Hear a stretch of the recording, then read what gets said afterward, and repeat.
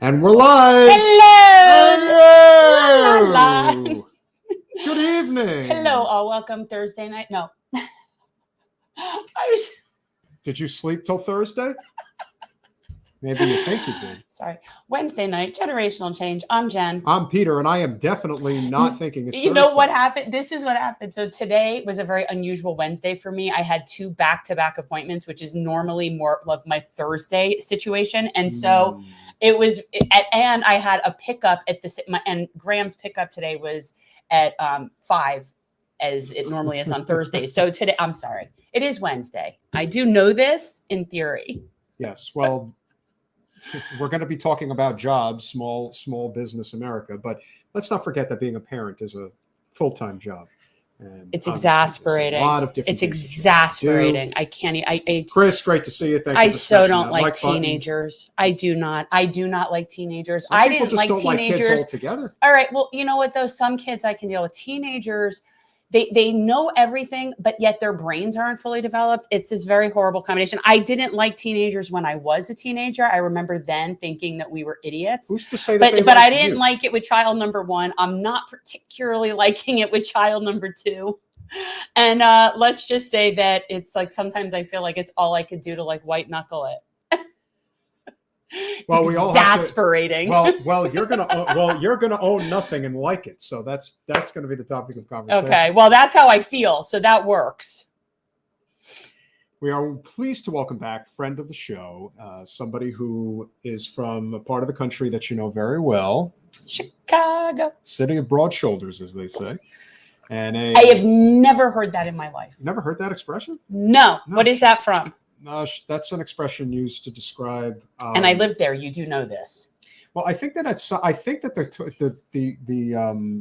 that term was coined during post 1894. Okay. Fire. Sometimes I think you were like reincarnated from an era that is just, and you say things that are so old. Well, I'm not that old. No, you're not old. You say things that are old. Well, no, Chicago, as you know, the city burnt down in 1894. Yes, I know. Mr. O'Leary's cow. And so the building up of the city again, the city of broad shoulders, you know. No. I'm just saying. No. Well, we are pleased to welcome back friend of the show, somebody who knows a thing or two about the complete economic disaster. And remember, we're equal opportunists on the show. If one president or one administration is doing bad, we call it out. Same is true for the ones that are in there right now. And my God, is it bad. So you will own nothing and be happy. Carol Roth, welcome back to Generational Change. Hey, guys. So nice to see you. And I have to say, it's called the City of Broad Shoulders because of my outfits during the 80s. I had the big shoulder pad look and the big hair, and so I sort of carried everything around with me. You know, you and I are the same age. I was class of 88. Where were you? No. Yeah, class of 88. Seriously? I'm class of 91. Yeah. I thought you were like 32. I love you. I love you. No, Peter, are you guys like both? Do you like, drink kids' blood or like what do you guys do to I'm 40 and everyone's like, you look like I'm 20. Yeah, I'll tell you what it is with What's happening here? I can tell you what his thing is. His thing is he doesn't have children. Well, I don't have children either. And you look fabulous. I honestly, that is a thing. And for me, honestly, it's a couple of things. It's hereditary and, it's just lifestyle choice, wow. But it's hereditary. Wow. No, I'm 52. Holy smokes, girl. Package what you're doing. I'm a capitalist. Let's package what you're doing and put it out into the universe so everybody can look as amazing as you do. Thank you. Holy I say Pilates and cannabis is really my thing. Good living. Good, clean living. So when you were on about a year ago, obviously we talked about the war on small business, and that war continues to this day.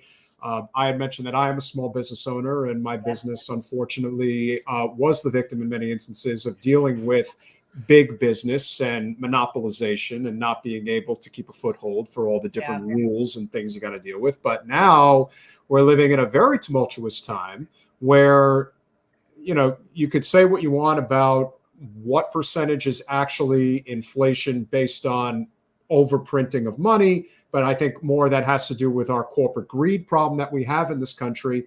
But people can, especially those that are in millennial and Gen Z territory, they very likely are not going to own a house. At least a significant portion of them are never going to do that. And there are many reasons that are debated constantly between the left, right, and middle as to why that is. But you chose to write a book about this economic doom, which is very, very serious. Now, my thought process was, and hopefully you'll agree, I like the part of the synopsis that you sent us that deals with the 38 surprising facts and controversial insights from You Will Own Nothing. I think there's about probably like 5 to 10 of them that really stand out. And I think we can hit on those if that works for you. Listen, I'm here for you and your audience. And one of the things about this book is that it does cover so much information. And so we can have a completely different interview that's customized towards your audience versus one that I'm going to have for somebody else. And it leaves other things for people to discover when they hopefully buy the book and at least own a copy of the book. That's what the takeaway is, that at minimum, you will own a hard copy. You will own a hard copy. But no, I do want to say that this is, and we'll get into, I'm sure, the kind of the reason why it's called this and the reasoning behind it. But this is meant to be a book of optimism, of empowering people with knowledge and hoping that people fight back. Because, I think the goal for you guys, as well as the goal for me, is to make sure that people own everything possible and that have the opportunity to seize that American dream. And, sometimes, we come at things a different way, but I think at where the two of you and I sort of have that commonality is we do want to see people succeed. And so, I think we can take it from that perspective. Yeah, and this is actually very interesting timing because in the last 4 months, I made a huge career decision. I am in commercial real estate now. Wow. And dealing with different types of individuals on a day-to-day basis. First of all, you want to talk about the wild, wild west. Of course, I do this in Florida. The kill or be killed attitude in commercial real estate is very real. And, knowing what that's like and how hard it is to survive. I mean, we deal in an industry where the listing agents do not feel it's necessary to compensate buyer agents. Like that's the attitude. It's like, you're not really worthy of anything. Like, you want to talk about you will own nothing and be happy. That is, but I think that's a microcosm of the entire system of what it has become. We advocate constantly for small businesses here, but obviously we are on the populist left side of economics. So there are places that we will disagree. But I think a great place to start is something that has become a very interesting topic of conversation that I don't think either Jen and I are totally familiar with. And that's right off the bat. Number 4, social credit is tied directly to limiting your wealth. So could you please explain to the audience what this new concept of social credit is? It sounds like something right out of 1984, but of course, I would love for you to explain exactly what that means and how that's tied in with any type of ownership. Sure. So there's sort of the concept of social credit in an informal state and social credit in a formalized state. And in an informal state, we've seen it with cancel culture. And we've seen it, obviously, during COVID, people who didn't follow sort of the prescribed narratives were, shunned from society. They were told they were not essential. If you didn't take the vaccine, you could actually lose your job, your business. In some cases, if a third of the businesses were shut down. So there is this kind of element of just in the day-to-day. And then you can also just think of the personalities, the Joe Rogans, the Dave Chappelles, Ellen DeGeneres, and obviously a lot of people who show up on video doing something that people don't like, often to be found out later, oh, by the way, the video didn't tell the whole story, that people go after them. And when they're going after them, whether it's to silence them or to punish them, the financial realm is really important to that, because if you are not on sort of the right side of social credit or the right think, whatever you want to call it, it's going to go after your social standing. And your social standing creates opportunities for you to get jobs and to create wealth. Sometimes it goes after your actual job. as we've seen, which is obviously your wealth.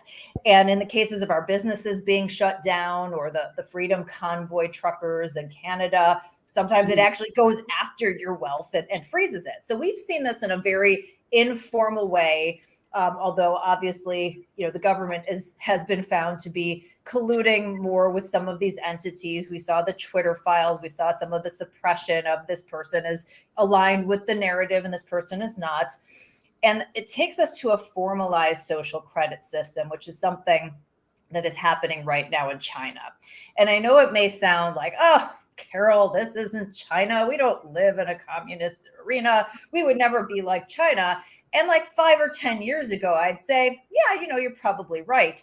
But some of the things that have happened over the last, 3+ years makes it kind of hard to say that. So with social credit in China, they have actually very much formalized this. And to formalize this, there's only 2 things you really need. One is technology to be able to do this at scale, which obviously the technology is robust now. And 2 is the buy-in of the people.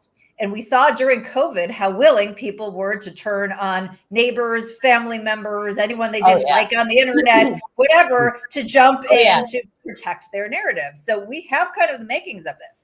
In China, it's a little scary. It's not as pronounced as some people say it is, that people have sort of the information wrong. So it's more of a regional system than it is like one big system top down. But many of them have grades. So some of them use a letter grading system. Some of them use a number grading system. And it's all to push whatever that particular jurisdiction thinks is important. And it's not just like normal things that you would think of, like abiding by the law. It's stuff like you can get good points, good social credit for giving blood or going to visit your parents. You can get negative social credit for taking up too much room in an airplane, which I think is really annoying, but the government shouldn't give you bad social credit for that. This is like this literally is a Black Mirror episode. There was literally a Black Mirror episode about this whole concept, and it's extremely creepy. And I actually don't necessarily mind it when it's in the positive direction. It's the problem of it when it's in the negative direction, because it's like, it's your airline, for example, gives you bonus points, right? They can't say, oh, we didn't like your attitude today, we're taking points away from you. But it's also different, right? If it's different, if it's the airline doing it and you have maybe some choices between airlines and the government who has, a military and a jail system and a legal system doing it. But it's so weird that you mentioned, Jen, the Black Mirror thing. So go back to like 1984. There's a story. And one of the things that's important in my book is I take the conspiracy out of all these things we're talking about. Everything is really well sourced. So there's a story from NPR, and they go visit this guy. His name is Lao Juan, and he was in the coal trade business. He was basically an intermediary, and the Chinese government completely changed their tenor on coal, and he was stuck, like completely imploded him financially because of the government. One day couldn't pay his debts, so he goes on the blacklist. He can't fly. He can't travel. He goes into town and he looks up and there's a billboard with his picture on it and his identifying number. And it says, this is an untrustworthy person. And then it cycles through all these people. And he's like, yeah, I recognize a lot of people from the coal industry based on what happens. But, like you said, it sounds like Black Mirror or Orwell.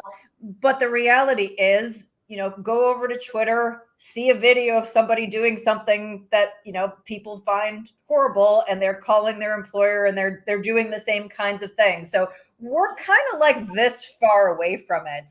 And something that we may or may not get to talk to about a central bank digital currency could be tied in with this system in terms of compliance. So I think it's one of the things that's very important, because in terms of, as I said, again, your ability to have opportunities and create wealth, or your assets, these all become more and more at risk the more that social credit becomes formalized and we let a handful of people decide, what are the things that we're going to incentivize and what are the things we're going to disincentivize, and we're going to tie your financial future to it. It's really horrifying. Yeah, it sounds very similar. And we're speaking with Carol Roth, author of You Will Own Nothing and Like It. One of the more... You will not like it. You will not like it. It's how you fight back.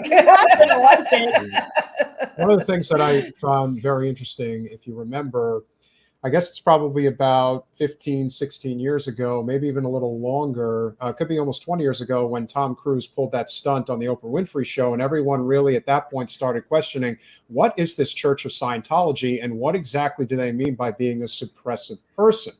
And so at that time, the general consensus was, man, this is crazy. Well, you're trying to basically blacklist people very much like 1984, and yet you come full circle today, and it seems like that is the order of the day. May I still say I do think they're crazy? Well, yes, I don't disagree. And that's neither here nor there. I think we experienced that a lot during the course of COVID, but I only think COVID just made it that much more obvious.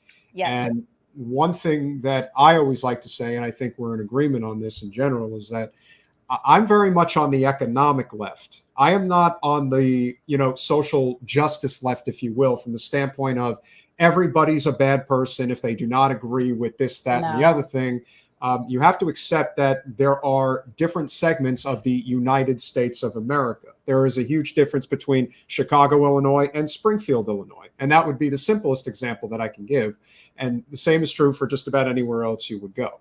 Unfortunately, the social credit is something that seems like a lot of things in the neoliberal world that we live in, that what goes in New York and DC and LA and San Francisco and Chicago is that's the law, that you have to obey these laws in terms of social benevolence. And if you do not, then we will see to it that you're either eliminated, or we will basically say that you're not even worthy of support. Kind of like what happened in East Palestine, where everyone's like, oh, well, this is Trump country, so to hell with those people. Right. No, it's crazy. Yeah, it's an excellent point. I want to share with you actually another story from the book, sort of a little vignette, because I think it's important for people to realize that a lot of these things sound good at their core. And so you may say, well, of course it would make sense to have social credit about this thing, but it can so easily be distorted. So we talked Black Mirror, we talked 1984. We're going to talk about the Twilight Zone now. So there's a vintage Twilight Zone episode. And in the episode, you have these aliens who come down to Earth. And the people of Earth, of course, are a little bit skeptical, like, why are you here? And they said, well, we see that you have wars and we see that you have famines and we have created this technology and we just want to help you guys. We figured we would just help you because what you have going on here is horrible. And of course, they're all skeptical. So they go and they do a lie detector test and the alien passes the lie detector. Meanwhile, he's left behind a book. And the kind of CIA-ish people are decoding the book, and they come up, they're only able to crack the title. And the title is To Serve Man. And they said, well, to serve man seems like a noble concept, and it seems consistent with what the alien is saying, and I think we should trust the alien. So everyone's, okay, this is great. And they start signing up and going on trips to the alien's land. They get in a spaceship. And then, one of the heads of the CIA kind of bureau is getting on the spaceship, and his employee comes running out. And as he's boarding, she's like, I decoded the rest of the book. To Serve Man is a cookbook. And I want people to take that away, because what sounds like a noble intention often is wrapped up in something else. So To Serve Man, you guys, can also be a cookbook, and you have to keep that in mind. Not everybody has the best intentions, even when something sounds great at the surface. All right. This is a very interesting point. Number 7, every war doesn't bring about a new financial world order, but every new financial world order has been preceded by a war. So you're going to hear a lot about New World Order, a new financial world order, and it's one of the things that's sort of a key centerpiece of the book and the You Will Own Nothing thesis.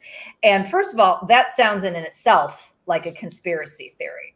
But I promise you, if you go to the White House website right now and you look up Joe Biden's remarks to the Business Roundtable, which is all the big company CEOs in the US, March 21st of 2022, he goes in and he says, there's going to be a changing of the global economic order out there. That's not just the economy, the world. It happens every 3 or 4 generations. There's going to be a new world order, and we have to lead it. And many, many people have said this, because the reality is we have been in the pole position of the global financial economy in the US for about 80 years. We're getting a little long in the tooth. We're getting to the point where our debts are a little bit crazy. This happens regularly. Before us, it was the British. Before the British, it was the Dutch. And I'm sure if you had asked somebody who was a British citizen at the time that they were at the center of the financial universe, they'd go, "Are you crazy? There's no chance that we're going to ever be not in the center of the universe. This is how it's going." And we've lived through that, and so it's kind of hard to see.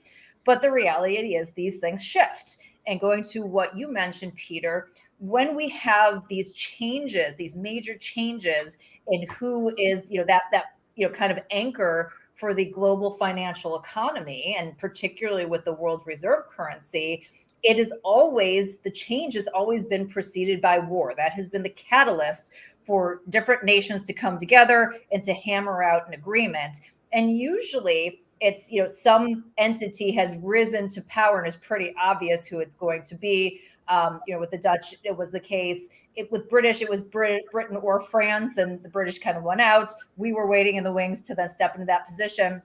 It's a little hard to imagine right now, because anybody who's waiting in the wings isn't like this great bastion of opportunity and freedom and wealth creation. They're tyrannical and, even worse than what we have going on here.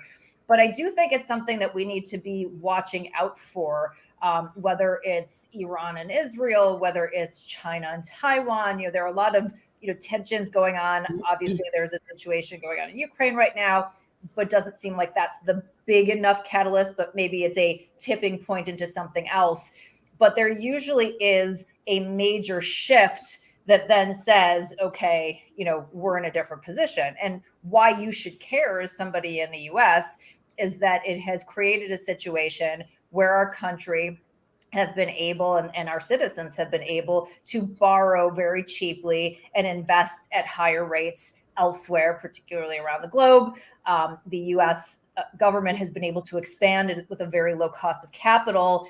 This changes everything, and it's going to make our lives more expensive. It potentially could threaten military alliances, because no longer is this dollar this thing that you can weaponize anymore around the globe, which is something that happened with Russia last year and the United States and the Biden administration. It means that you might not be able to get critical things that you need for your lives, medicines or components that go into things. I mean, this is stuff that really fundamentally changes the workings.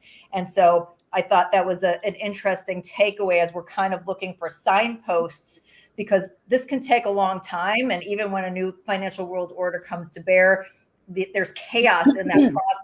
When Britain and US kind of had that changing, it took 15 years for that to kind of get settled out. But it's something of a signpost for people to be thinking about, and also personally thinking about how you're going to manage through that situation and what changes you might want to make from a financial or behavioral standpoint to preserve whatever it is that you have created in wealth, or wealth that you're going to create in the future. I think a very important point, we are very friendly with the MMT community. I think there's a lot of things that they get right. I think there's some things that they get wrong. But one thing that cannot be disputed is that a lot has changed in the financial global economy since the creation of the Federal Reserve in 1913. At that time, and I am somebody who is a student of history, and I can assure you, ladies and gentlemen, that Woodrow Wilson is one of the worst presidents we've ever had.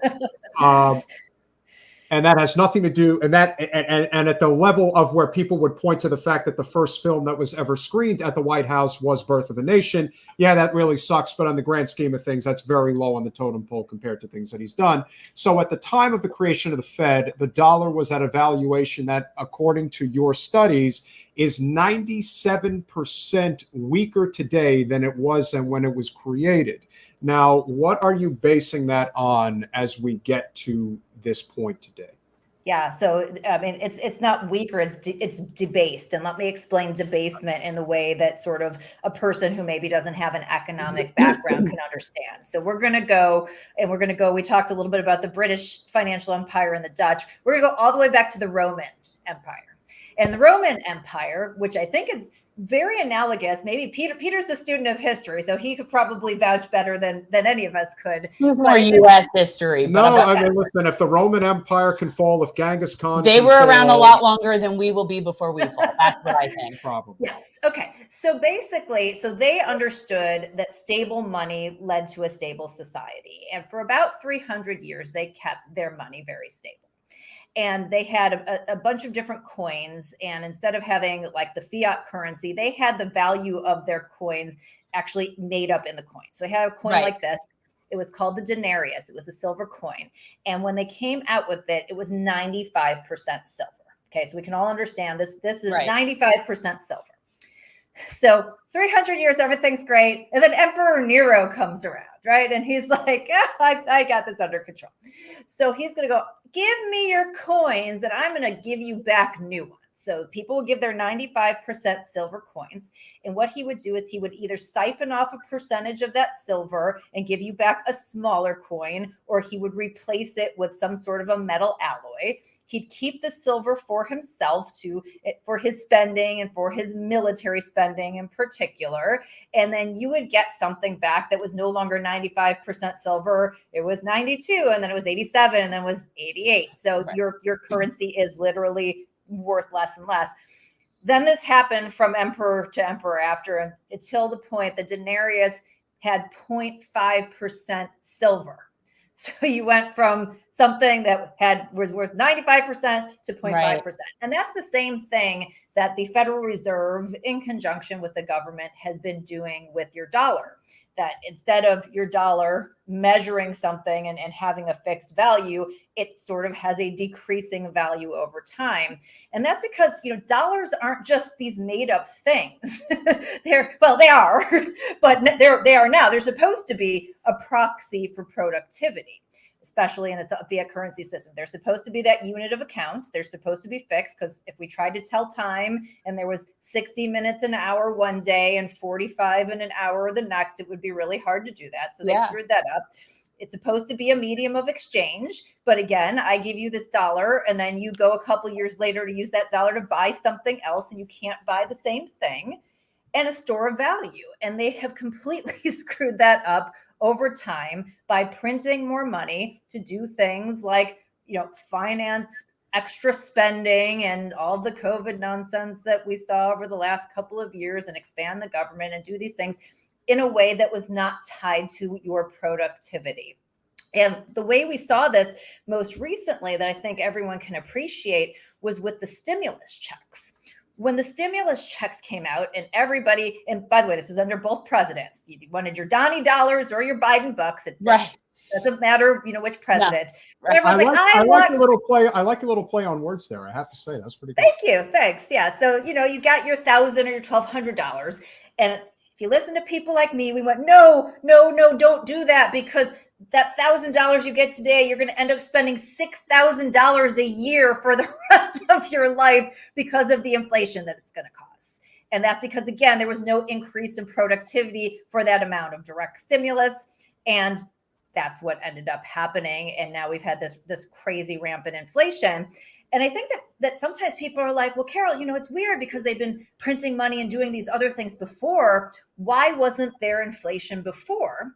And the reason is there was inflation before, but we count asset inflation differently than we consider spending inflation, because asset inflation benefits the wealthy and well-connected, and spending inflation doesn't. But we know that when that happens, it hurts the middle and working class.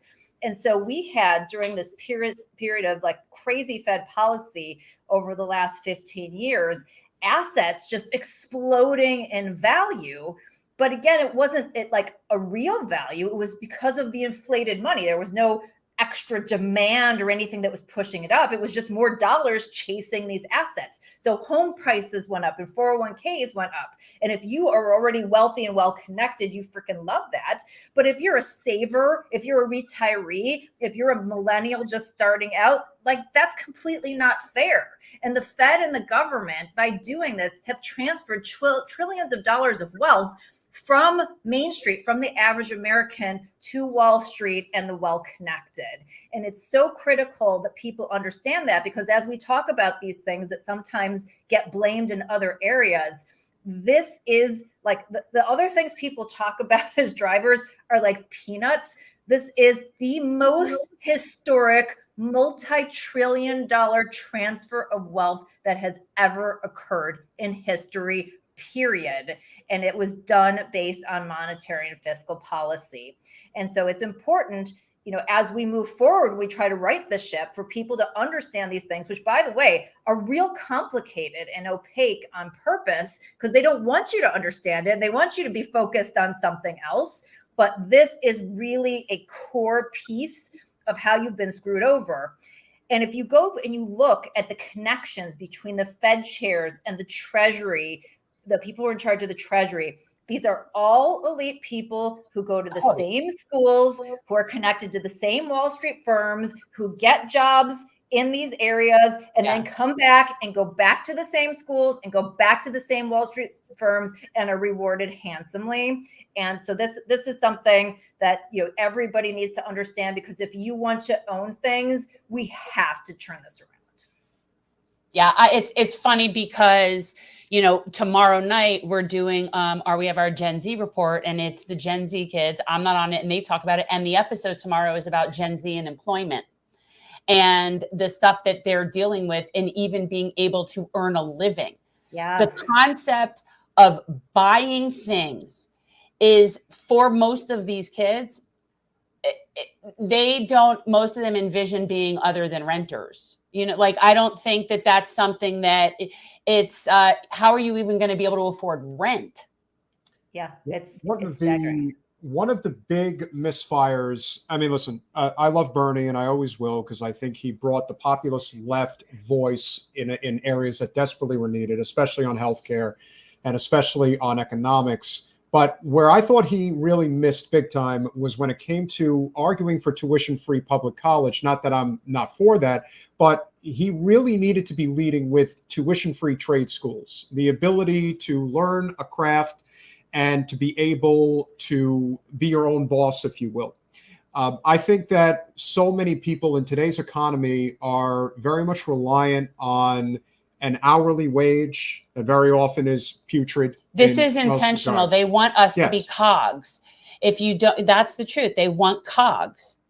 Yeah, and if we're not just spinning the wheel on behalf of corporate rich elites, there has to be a way to bridge this divide, because all too often we get marred down in the issues of, again, the ones, LGBTQ, abortion, all those things.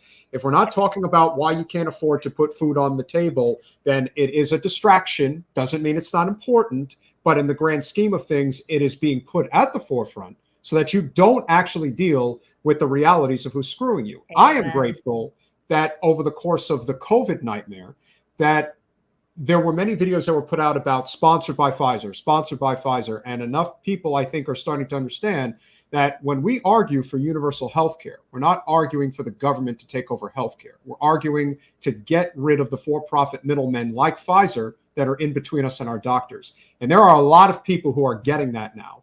I do think that that's a significant step in the right direction, but there is something that you do mention that even I'm not familiar with, and you touch upon it multiple times here.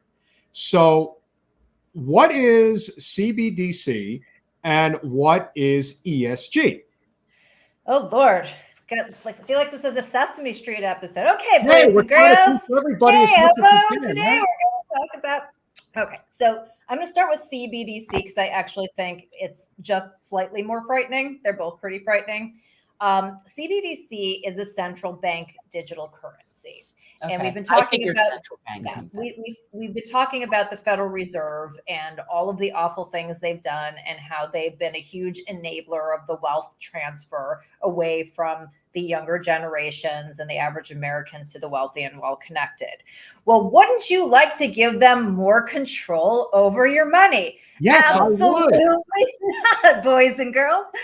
Okay, so basically what they're trying to do, cryptocurrency has come to the forefront and people have become very interested in it exactly because of these fiat currency issues. They do not trust these central banks. They do not trust the governments as stewards of the capital. We talked about the debasement that's happened. So why would we let them continue being in charge? We'll just come over and we'll have something that theoretically, I'm not going to get into the merits of it, but we'll just go with the macro argument, but theoretically isn't controlled or manipulable by anyone. And it's going to be kind of this free market exchange of the people. And things like Bitcoin, cryptocurrency like Bitcoin, that's why people are interested in it. So the governments go, oh, that's a problem. If people start going and having their own currency and means to trade, that means that we don't have the power. We can't affect the transfers. We can't weaponize that on a world stage. Like, we can't have that. So we're going to do something that's going to kind of borrow elements of that to confuse the living you-know-what out of people, but to get us more power. And that's what a CBDC is. It's basically a digital form factor of whatever currency that central bank is producing on behalf of the government. In our case, it would be a digital dollar. But it's not crypto. It's not decentralized. It's entirely centralized with the Fed and the government. Yeah. So again, I'm going to use an example. So let's say we're out shopping. Jen and I, we're going to go get some shoes. Peter, I don't know, what do you want to get, a burger or something like that? Sneakers. A new pair of sneakers. Okay, so we're all going to do that. And we've got our money. And imagine that it had a microchip in it. And then when we went to pay, it said, Peter, I'm sorry, you can't buy sneakers. The sneakers are leather. They come from cows. It's bad for the environment. You already have a pair of sneakers that you bought 3 years ago. So we're just going to turn that off. Then we try to go get a burger. Same thing happens. I try to buy anything and they go, Carol, you've got a big mouth on social media. Forget it. That's the level of control they can have because they can track every single quote unquote dollar that you have full transparency, and then take liberties. And again, 10 years ago, we might have all go, oh, well, that's not constitutional. They're never going to do that.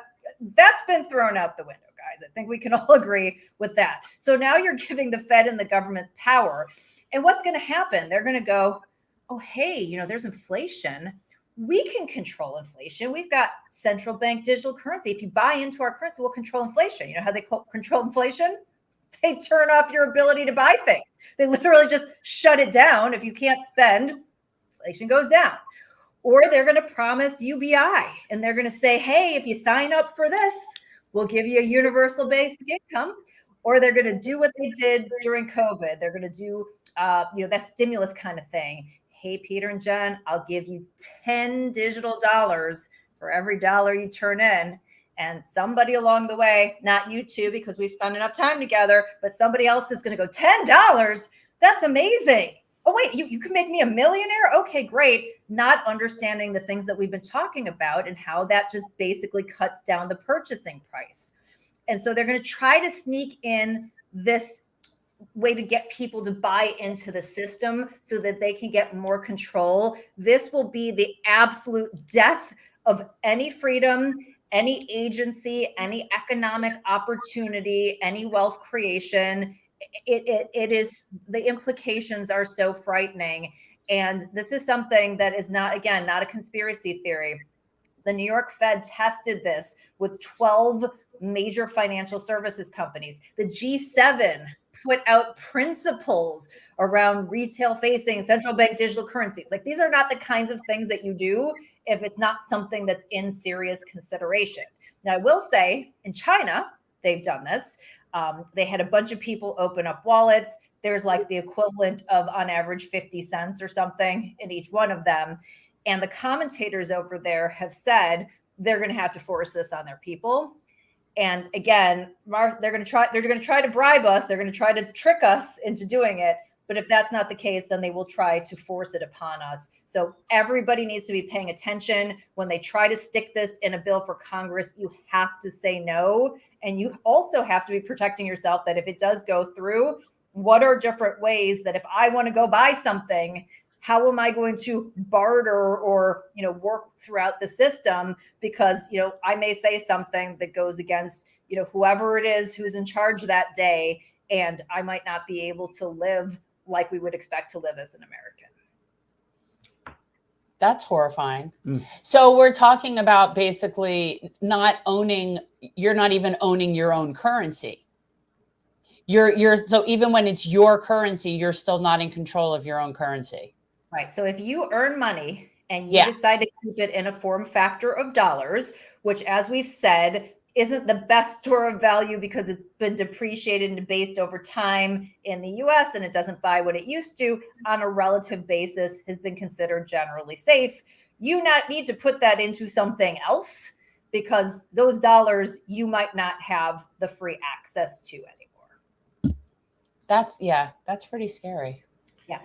Yeah, there's there's a lot of issues regarding how global global power is dispersed. But you brought up one of the things. Look, pretty much every billionaire, with maybe a couple of exceptions, is really, really bad. I personally believe that our worst billionaire is Bill Gates. I have many reasons for that, not the least of which is the fact that the man is buying up hundreds of thousands, if not millions, of acres of land. Why would he do that? And what would his motive be? Maybe he just wants to help us, and he cares so much about enriching the land and the soil for us. Yeah, that's not why. No, I don't think so. But obviously, as we turn the page, the Netherlands, while having massive farmer protests, is working with the WEF as part of the Food Action Alliance, among other endeavors to reshape the production and consumption of food. Now, of course, that ties in directly with why is Bill Gates, among other people, buying up so much land, not just here, but obviously in Africa and other parts of the world, to basically control the food supply. The soil, as you've done shows before regarding the issues there and the health of the soil. Oh yeah, no, he wants to. Well, him and Monsanto are like arm in arm, want to basically control the world's food supply. That's what I think. Can you talk about the World Economic Forum briefly and just how devastating that organization is, and the fact that they go to the corporate media because they're funded by them, obviously, but they go to such great lengths to kind of skirting the issue about whether or not what they're doing. And the whole purpose of the WEF is to basically control the world. That is the main purpose of it. Yeah. And we are. It's not good. You want to talk about being called a conspiracy nut. Even uttering words like this is considered complete blasphemy. But I think the cat's out of the bag at this point. I think people. Wait. You're saying that the idea that the World Economic Forum is trying to control the world is a conspiracy theory? Yes. Well, I just thought that was just an understanding. No, it's definitely an understanding now where they can't hide it anymore. I always thought that. What was ever the point of it if not that? Oh, you're not. Yeah. I mean, so first of all, the title of the book actually comes from the World Economic Forum. So You Will Own Nothing comes from their 8 predictions for 2030, which came from input from the Global Future Councils. And the number 1 prediction was you'll own nothing and you'll be happy, which, as somebody who's, studies wealth creation, I can tell you that wealth comes from owning things, and particularly assets that hold their value or can appreciate in value.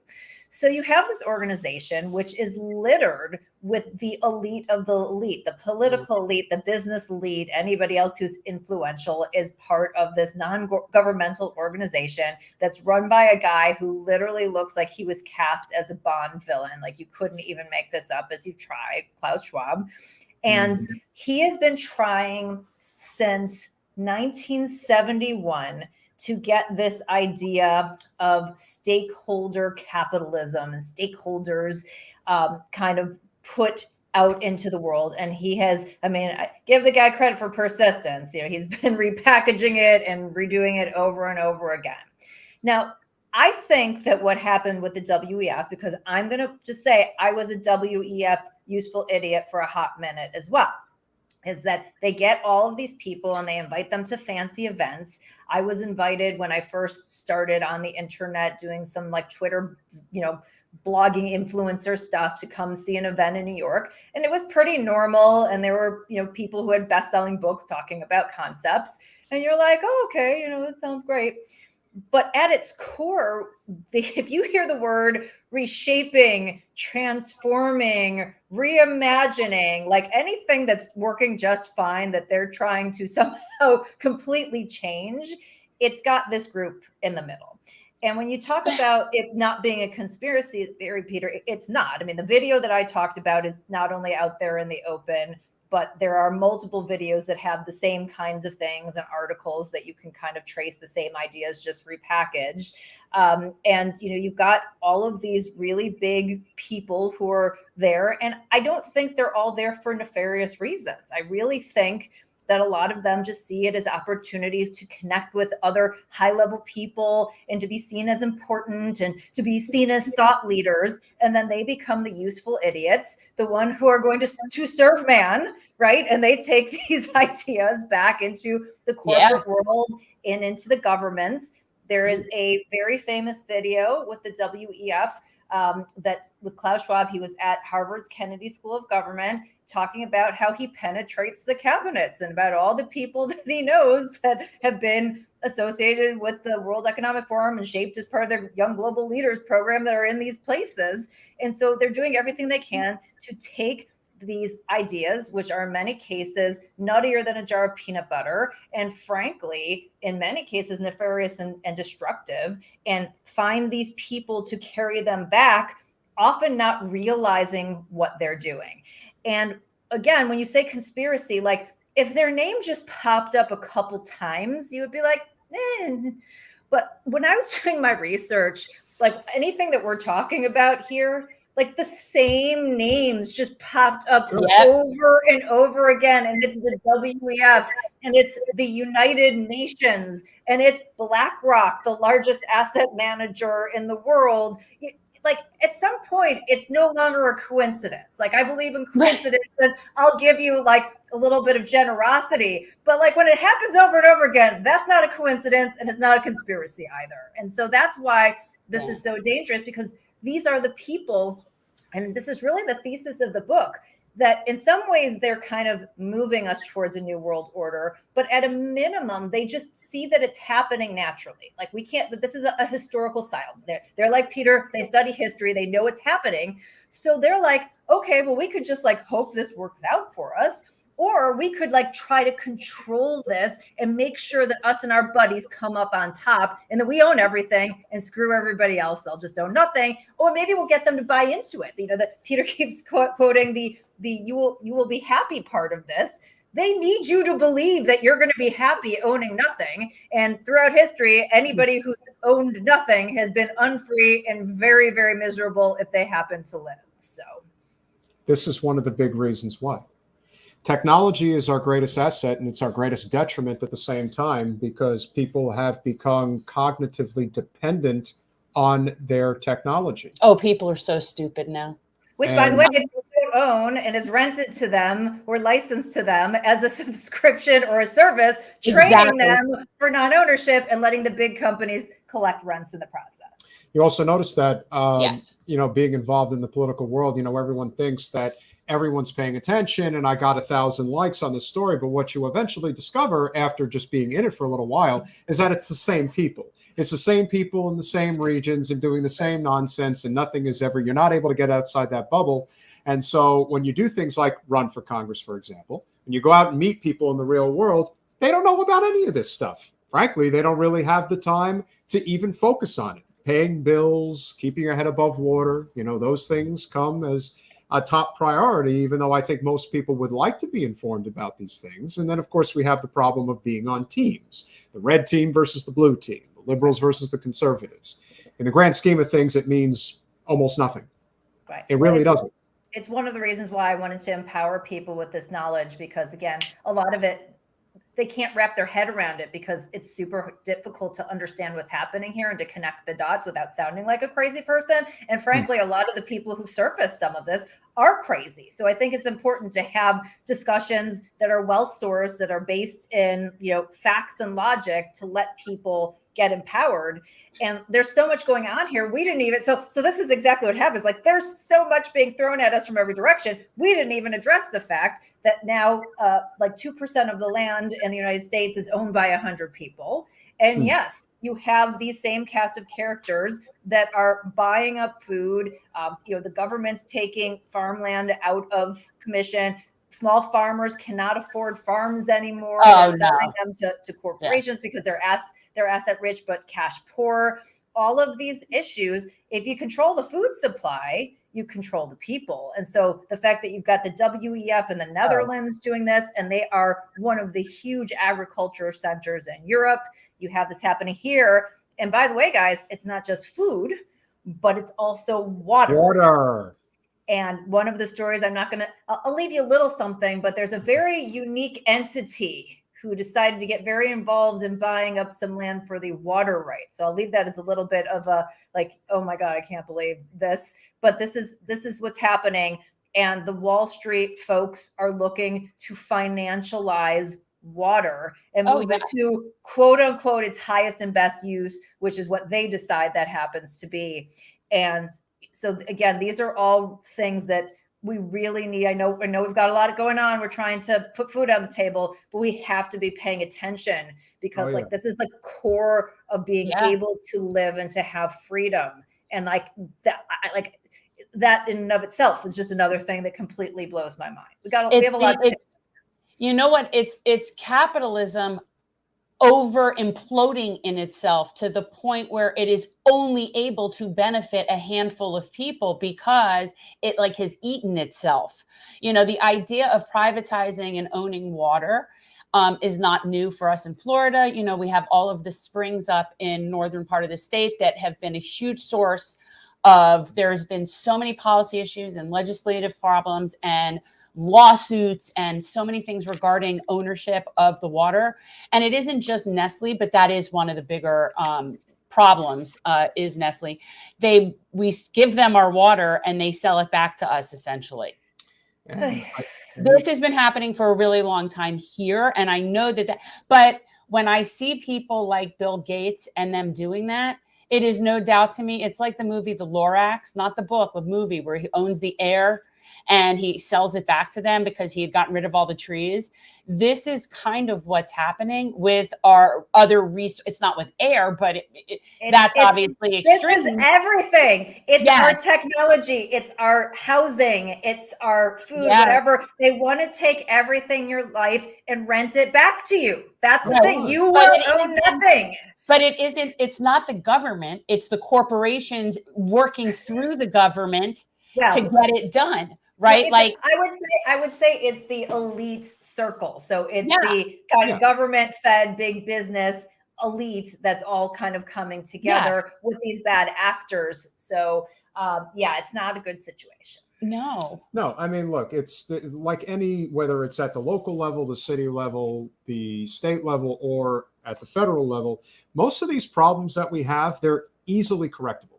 And there are people who think that we can't fix the problems. Like the problem is greed. Well, of course, greed is that's human nature. You can't you're not going to be able to. No, but you have to work in a system that leverages that, because that's a basic going to try to get power and try to be greedy is an essential component. So you have to work within a system that recognizes that versus one that thinks that you can just change that.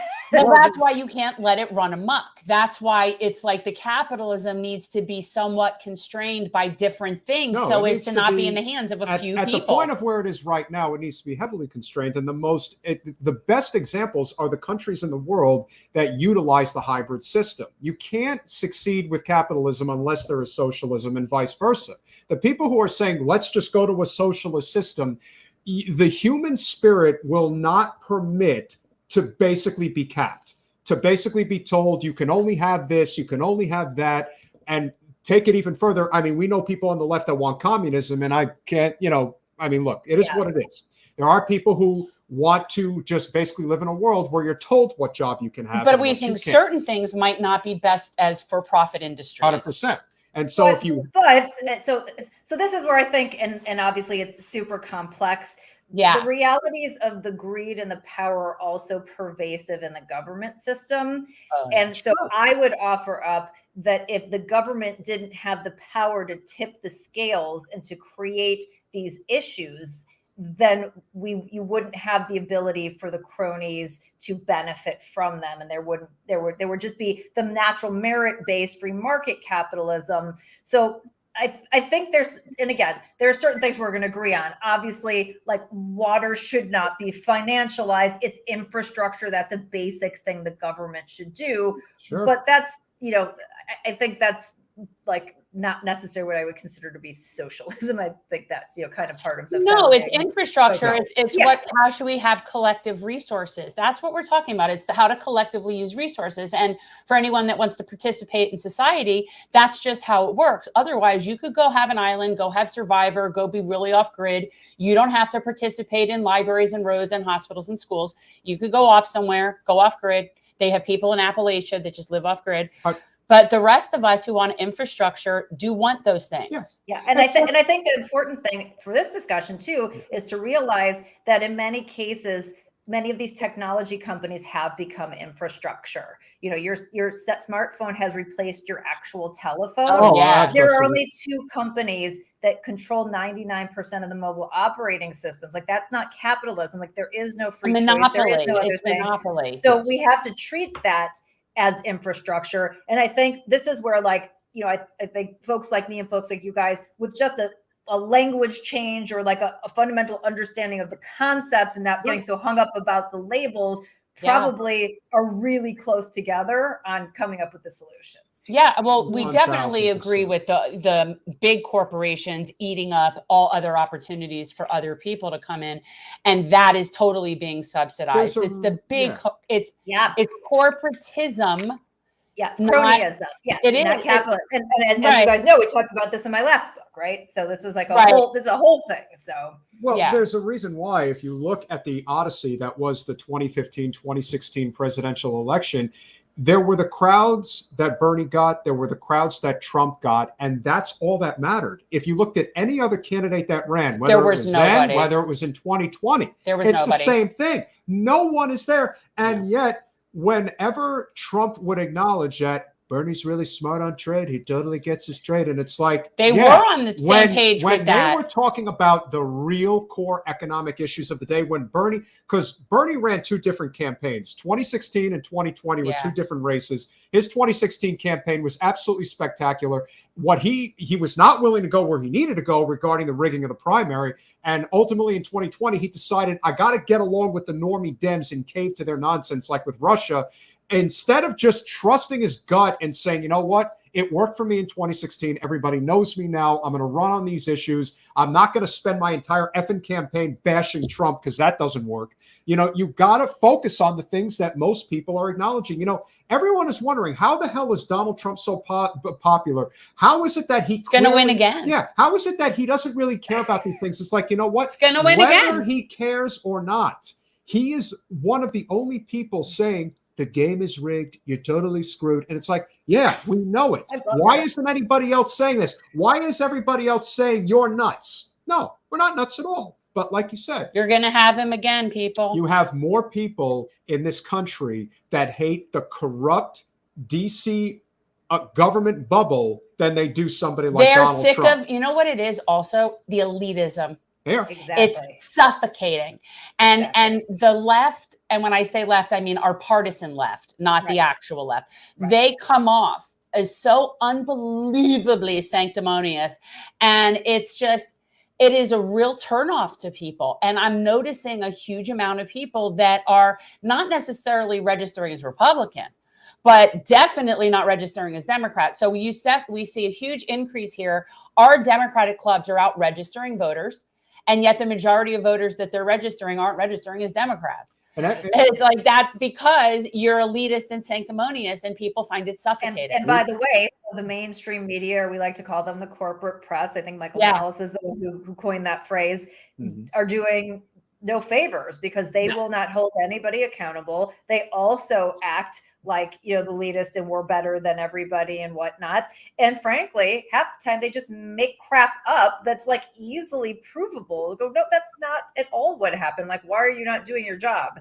It's a tough state of affairs, but again, conversations like this give me some hope that, hey, like maybe we just need to do some rejiggering and go, we're going to put all this, like you said, Pete, like let's put all this other crap to the side and let's just let's just try to solve a couple foundational things here and set us on the right track, because we are on, like, it's a fiscal runaway train that we have right now, and it is going to go off the tracks on the current trajectory if we do not get changes.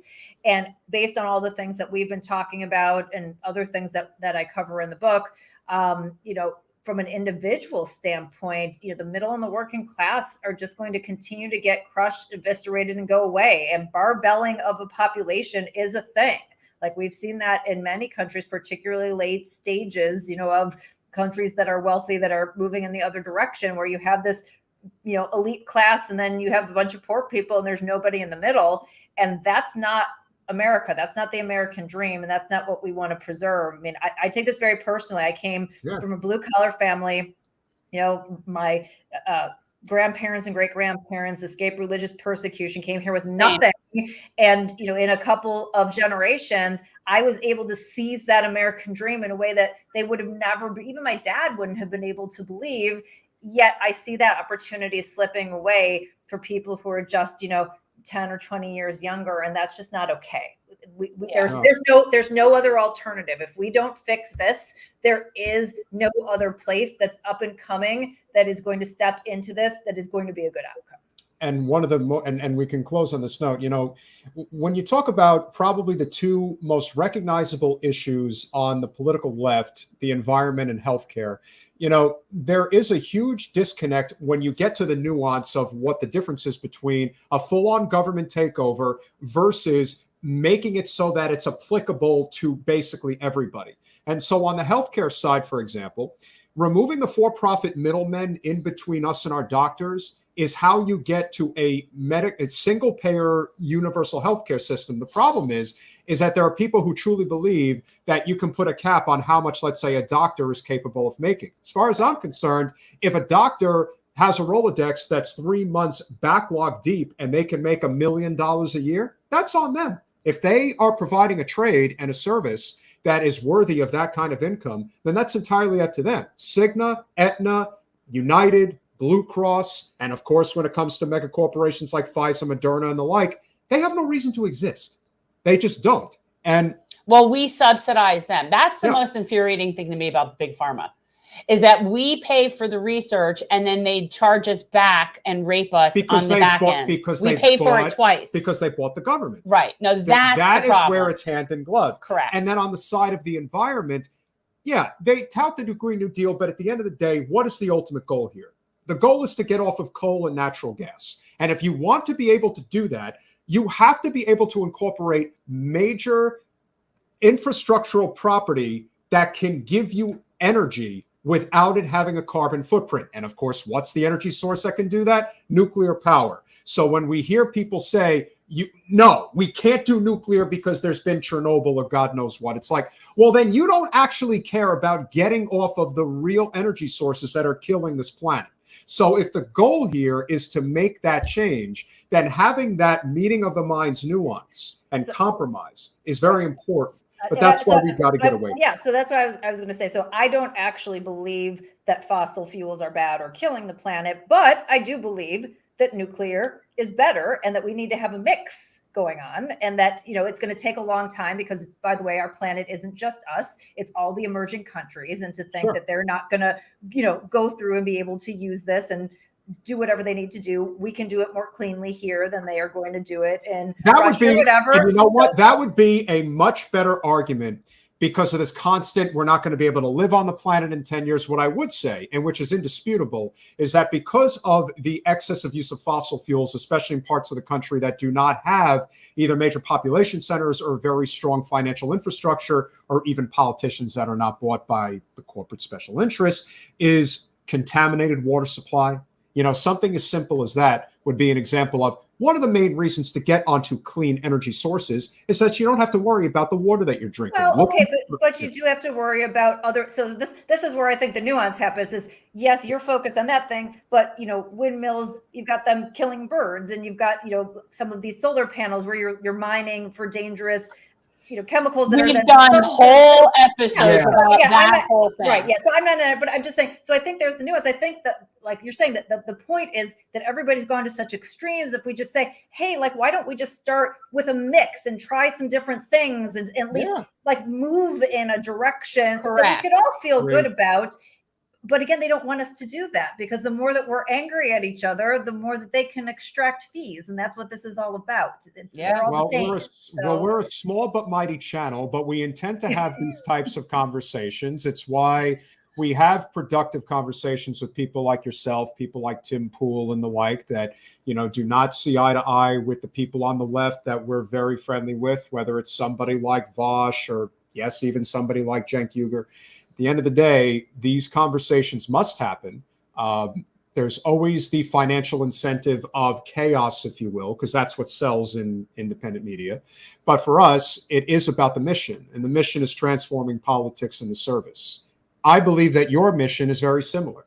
And even though we may not see eye to eye on everything, that doesn't matter. What matters is that these core principles that we're fighting for, very much so in your book, I think will lead us to a much brighter future if we recognize that we need each other. And even if we do have this. And this is why we've been longtime friends, and I appreciate you guys and appreciate having these conversations. And as I said, not everyone may take every piece of, information that I put out there and have it serve them, but I guarantee you some of it will, and probably a lot will. And at the end of the day, I just want to see people be able to live the American dream and have that freedom and that opportunity to, do whatever it is that you want to do and however you define that success.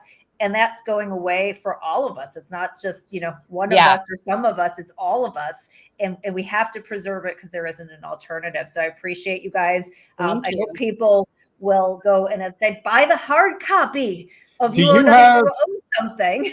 Carol, do you have a website that people can go to either pre-order or where you would recommend? Go to your favorite place. If you want to do rankings, it's Amazon. If you want to support a business, it's bookshop.org, Books-A-Million. I don't really care. But what I will tell you is I'm here for special bonuses. So if you pre-order it now, you can go to carolroth.com/pre-order, and you can get an autograph as a bonus, as well as some physical metal. I have a sponsor, Goldvine, who's giving people some actual metal, so that, again, trying to build up something that you own. So once you do the pre-order, if you get a hard copy, you upload your receipt, and then we'll fulfill all of that once the book. Very cool.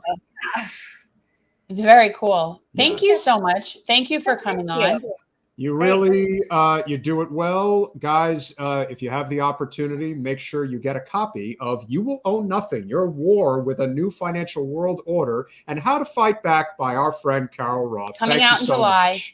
Thank you. And spread the word, because again, we empower people with the knowledge. We'll find a way to come together on some of these issues, but we can't do it if we don't know what we're talking about. So absolutely. Thank you, Carol. All right. Thank you, guys. So good to see you. Have a great night. Go own everything, guys. Go own it all. Bye. Bye. The thing with her, I feel like we don't necessarily agree on policy, but what we agree on is that a handful of people shouldn't own everything at the expense of everyone else. And that's fundamentally what we do agree on with her, is that in and of itself is not okay. How we fix that is where we don't necessarily agree with her. I think we're going to get them. I think we're going to get them on healthcare. I think we're close. I think we're a lot closer than people think. And the fact is, right now I'm worried about my bodily autonomy. Yeah, well, that's part of it. And well, one would think that was part of healthcare and part of just personal privacy. It's going to come from the two biggest obstacles right now in terms of really building the momentum towards healthcare on the left. Number one is Planned Parenthood. They are a special interest group like the Conservative Coalition or whatever. What do they call themselves? The Christian Coalition. Anyway, point being is that they're a organization that makes millions upon millions of dollars every year to basically tell you that if you want to protect your right to choose, you have to go through us. But having universal health care, no, because then it ceases to exist. They are definitely have lobbied against single payer, but they do so many good things at a grassroots level for so many people. So I am very, very conflicted about that with them. I know they save people's lives by making things accessible and available that would otherwise not be. So I like that. And the people that work for Planned Parenthood, your on the ground people that work for are some of like the most dedicated people. What you're talking about is at the federal lobbying level, the stuff that they're doing. And that is like any other organization at the top. The people that are affiliated with Planned Parenthood and the Planned Parenthood affiliates that are going to be out busting ass on our ballot initiative for abortion rights, they're on our team. The people that work for Planned Parenthood and the people that work at Planned Parenthood, they're on our team. The people at the top of them that is lobbying against single payer, that's not our team. Well, that's also, what I'd like to that's also very delineate. True. That is very true when it comes to labor, particularly labor unions, where the rank and file is completely different from the leadership. It's the same thing. So like, just be careful when we say things about Planned Parenthood, because as an organization, the fact that they do get support has saved lives for people. Like I have friends that would have been so screwed if it weren't having Planned Parenthood growing up. So it is a very important on the ground organization that I am a supporter of that, but in terms of supporting it, like national, financial, whatever, they are not necessarily on our team. Yeah. And I think that we have to recognize if we're going to, we've worked hard, as I like to say, but now we need to work smart. And if the goal here is to bring about the type of systemic change that we desperately need, much as Carol was alluding to, yes, ownership is the best thing that you can do for yourself. We have a couple of very good friends that are from down here that lived in a very rough part of town, and they have left the state and they now own, and they are doing exceptionally well and very happy for them. And they would tell you, they would tell you the same thing, tell you the exact same thing. And peace of mind. There's a lot of benefit that comes with that. I tell anybody, if you're looking for the answer to why real estate makes sense, it's that it really doesn't matter how small or big of property you own. As long as you own something, you have equity, you have name and purpose. Now, of course, there are different circumstances that can change that, but I just want a lot and a camper. And and for some people, that's all I want. I don't want very much at all. I really don't. I think that the conversation we have with Carol is the same conversation we have with a lot of people when it comes to universal health care. Is their concern, as many, is this whole idea that the government will simply take it over. And that they will do the price gouging and the death panels and all the crazy things that private insurance and big pharma pay hundreds of millions of dollars every year to lobby Capitol Hill government to convince you that you don't actually need health care, that you need this private system that provides no added benefit whatsoever to the healthcare outcomes. Not just that, but it doesn't even do the job you're paying it to do. Not at all. It's really not helpful. It's just a crooked system. Yeah.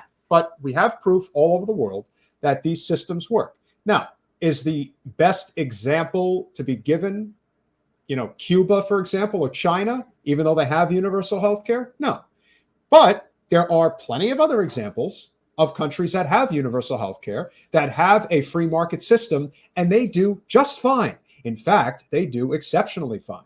France is probably the best system to model after.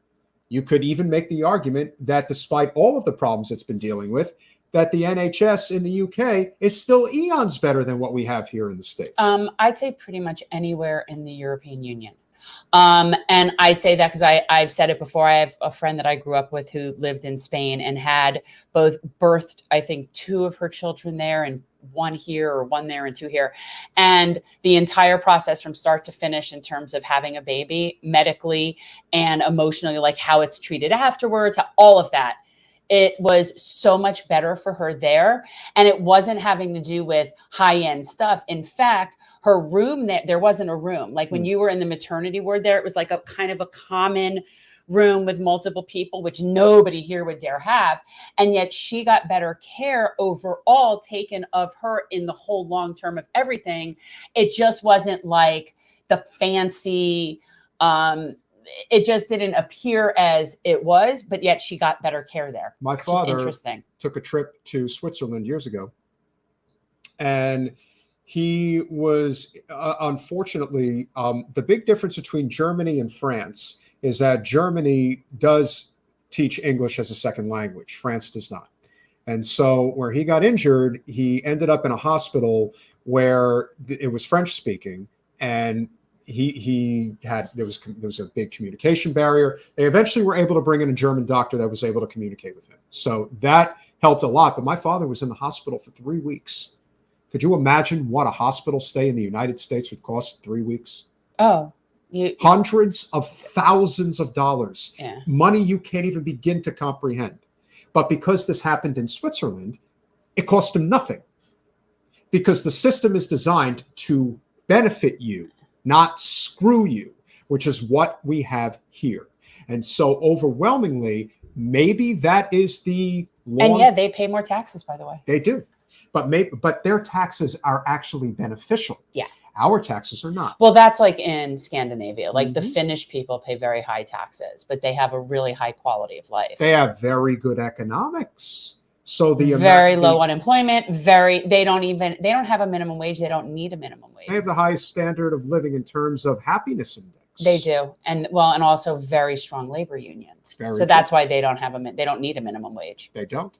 And they have a free market. I mean, look, my goal would be for us to not have to have a minimum wage or a living wage. Sure. My goal would be that have a trade. Not just that, but that we just have this decency to treat everybody as if their job has value, and that everybody 100%. Putting in a full-time work week deserves to have shelter, food, education, healthcare, like basic things. And if we would all just agree on that, that would be fine. We wouldn't need, like, it's just pathetic to me that you even have to codify like dignity, but you do. Maybe the one silver lining to what actually transpired over the course of COVID is that it got enough people to really question what is the purpose of private insurance, and especially the purpose of big pharma. And what you have learned over the course of the last 3 years is that there is no purpose. It's a for-profit health system. We are the only developed nation in the world that has it. The other two countries I didn't mention that has exceptional healthcare is Japan and Australia. So it really doesn't matter where you go around the world. Japan does a lot of things good. They do. Yeah. Japan is also an extremely homogenous nation that does not take... You want to talk... When people complain about the strict rules we have when it comes to immigration, you don't know jack squat if you want to see what real immigration is like. It's true. Reese has a friend who wants to move there, and he's going to be teaching English and all that. But like the hoops and stuff you have to jump through, it's like That's because the Japanese actually demand excellence of their citizenry. That's the reason why they're so far ahead of us in so many different things, because they actually expect you to be a functioning and effective member of society. Well, again, but the key word is society. They have a society. They have a society, but they have very much in their culture a care for the collective, and they also have a respect of like generational respect. Yes. In how they treat people. Just everything is different there, but it's really a matter of just prioritizing the nature of collective. They actually see that as an entity. I agree. We don't have that here. Everything is individualism. You're absolutely right, Carney. And of course, politicians are crashing the economy while private equity vultures swoop down. But remember, these guys are in bed together. Right. They're investing in it. I'm not going to cover the story, but I will assure you that something was passed along to us today about a project that is immensely corrupt. That's not even in the state of Florida, that somehow, some way, our congresswoman is involved in. It doesn't surprise me. It just doesn't end. So this is 100% correct. But one of the things, and this is the closing story, and of course, Jen, you're going to obviously want to talk about Nina Turner. Tina Turner, God damn it. Nina's here. She's fine. But there was a very interesting story that popped up the other day, and this is not the first time that it happened. Now, of course, there isn't a modern story because this was only flashed across on Twitter. This didn't actually get picked up by news. Not surprisingly, why would it? It doesn't make the Democratic Party look good. But for those of you who... Few things do. For those of you who are probably aware of Ice Cube, he is I really don't know very much about. I mean, I know who he is. He's a rapper. Yeah, he was an actor in one of the best. If you want to talk about a movie, if you want to know what urban plighted living is really like in the ghetto, if you haven't seen the movie Boys in the Hood, I would highly recommend it. He has a very prominent role in that film. I know Ice-T more than Ice Cube. Well, Ice Cube is as important as Ice-T. Ice-T is you can't have Ice-T without an Ice Cube. So there you go. So basically, what Mr. Cube has been saying is that the Black community should exit en masse from the Democratic Party. Now, why would he say that? The reason he's saying it is because in spite of all the lies and all the things that have happened since the mid-60s, when LBJ said, I'll have the you-know-what's eating out of the palm of the Democratic Party's hands for the next 200 years by passing civil rights legislation and passing the Voting Rights Act, this is ostensibly what you've gotten. Situations that have only gotten worse. Now, there are many reasons why that is the case. And not one is just saying that the Democratic Party has failed. The Republican Party, of course, has failed as well. Ice Cube was not out there advocating for people to leave the Democratic Party en masse and join the Republican Party. But there are gatekeepers within the Democratic Party who are basically telling him to get lost. He is hurting their community. Well, I don't know how much more hurt you can possibly be, but I think it's fair to say that the policies that we advocate for on our channel are the type of policies that would probably benefit communities of color that are suffering the most in this nation. Whether it is a living wage, labor organizing, unionization, universal health care, ending the wars, criminal justice reform. I don't know about you, but I think that those things are pretty damn significant. And all the Democrats ever do is promise and break promises. Yeah. Well, they're not really designed to do anything else anymore. That's all they are, is Mick resistance. That's not real. Yeah. And so, of course, when Joe Biden came out during his interview, and remember, Ice Cube and Charlemagne the God are very friendly. So when Joe Biden gave that late election interview on the Breakfast Club saying, if you don't vote for me, you ain't black, that's when Ice-T was like, F this it. Ice Cube. Damn it, Jen. Ice Cube. Ice Cube. Well, I can tell the difference, damn it. Ice Cube said, why even vote for the Democrats? This is BS. Why would you, if you think that you could get away, and it's not just anybody, it's Joe Biden, it's Jim Crow Joe. I want to sit him down with Jim Clyburn and see how that conversation would go as to what they're doing now in terms of pulling this shit with the primaries, and how you have people like Clyburn that are basically saying that the black vote in South Carolina is enough, basically, that to win the day, that he'll be able to bring that for him. Well, the thing you can count on that. The thing that I also found very interesting, and something that we hear constantly from the conservative right, is that if you look at all of the very blue areas of the United States, which typically are major cityscapes, and you look at the problems that exist within those cities, whether it's crime, whether it's famine, whether it's inequality, cost of living, redlining, blockbusting, all of those things, the argument is always, well, these are Democratic-run cities, but the argument's that, well, the Republicans are no better. Oh, you're just a Republican now. These cities are being held down because of the blah, blah, blah, blah, blah. But then Ice Cube comes out and says the same thing, and now ish is hitting the fan. And he's not wrong. There's a reason why the 2016 primary between Bernie and Hillary was so telling, because if you looked at the maps of where the voting broke down, Michigan and Wisconsin are two great examples. Two states that Hillary lost, two states that Bernie won, and ultimately Trump won. won. What you will find is that the biggest reason that Bernie was able to win Michigan is because the people of Flint went against the Democratic Party establishment and backed him instead of Hillary. That was the defining difference in Michigan. And the same thing ultimately happened in the state of Wisconsin. Now, Hillary still got Detroit, much like she still got Milwaukee, but the city of Madison went with Bernie Sanders. All too often, these major cities, especially the cities that are predominantly black, will always be in the Democratic establishment stranglehold. But when a Democratic populist like Bernie Sanders comes along, that's dangerous because that's waking people up to the realities of the broken system. And rather than listen, for example, to what Ice Cube is saying and thinking, you know what, maybe he's right. You know, maybe we do need to demand more instead of just saying we better vote for the Democrat, otherwise the Republicans are going to take over. Did you ever stop to think that maybe they're in it together? That maybe what they're doing is actually screwing all of us, but especially communities of color that are struggling every day? That's the bottom line. That's what we were talking about before with Carol about how the system is completely broken. Excuse me, because at the end of the day, corporate special interests have captured our government, and they have really captured the Democratic Party. That's not to say that they haven't captured the Republican Party. They certainly have. But I think we can both agree that the solution here is a completely different system than what we have right now, because this one sure as hell ain't working.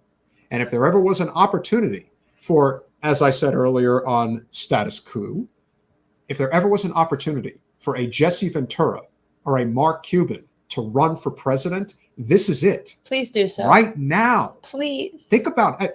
Save us, Obi-Wan. And I'm pointing the finger at you, Jesse Ventura, and at you, Mark Cuban. If RFK, who's as pretty anti-vax, can in the Democratic primary already get polling up to 20% in many instances, what in the hell do you think will happen if you got into the race? Well, they know what would happen, and Jesse knows what would happen. And again, he will get in the race if somebody would give him ballot access. Well, it sure as hell ain't going to be the No Labels Party. I can assure you of that. No. Well, the No Labels Party is not a friend of mine. Definitely not. That is not the solution. I don't know what is going on with you. I had to adjust my shoe. But you're like... It happens. Oh, my God. I disagree off the rails. I think Ventura is very serious, but I also think at his age, he's only going to do this if he absolutely is not. He's only going to do it if it's serious. He's not going to do it. He said he would. He has to have a party that has the infrastructure in place and ballot access. You know, that's just the way it is. Yeah. That's realistic. And people who get into it without that they're the ones who are not serious. That's the definition of not being serious. I feel, but the one thing that I thought was very interesting regarding Ice Cube, and we'll leave it here. If you look at the responses that, the quote tweets about the fact that he said, leave the Democratic Party. That's exactly what he said. That's the only words he used. Leave the Democratic Party. The overwhelming majority of people who were commenting that were black agreed with him. And the people who were not agreeing with him were people that, and again, we're not from their community. There are certain elements that are there that only members of their own community can deal with or identify. But it seemed to me that there is this major disconnect between the people who can see straight and the people who can't. And being able to see straight, even though the people who are not seeing straight know deep down that something's wrong and something's there, and they really should be questioning what's in front of them, no matter how much they try to scream fascism to you day in and day out, you have to know that the system's broken. And that at some point, collectively, the working class of this country must unite. History has proven it time and again, and we're there. Will we ever get our act together to do something about it is the question. No. You wanted to? Yeah, I did want to make a comment on Tina Turner. I saw that today I guess this afternoon that Tina Turner died. And so I started reminiscing because I've always really liked her and started looking back at some of her more amazing performances. And so I just thought that I would share this because if you guys have not seen, you've got to stop. I'm done. If you guys haven't seen any part of her performance in 2000 at Wembley Stadium, and this is one of the coolest things I've seen. And now I've seen basically every rendition of her doing Proud Mary. I mean, she's the shit. That's the one. It's just so good. And you could forward partially in and do it because really we don't need to watch the whole thing of it but she's just so good. Here, I'll do it here. I'll do it. But I just think, just so you guys get a general idea. All right, so you could share it and play that. I don't know if you just play. And tell you guys, this is really cool, guys. So still be rolling, rolling on real life. Left up the job in the city, working for the man night and day. I never lost 1 minute of sleep and worried about the way that things might have been. They will keep on turning, proud Mary keep on turning, rolling on real. Ain't no other place in Memphis, pumped a lot of time and New Orleans. I never saw the good side of a city until I hitched a ride on the riverboat queen. It will keep on turning. Keep on running, rolling, yeah, rolling on real. Rolling, yeah, rolling on a river. What you say? One more time.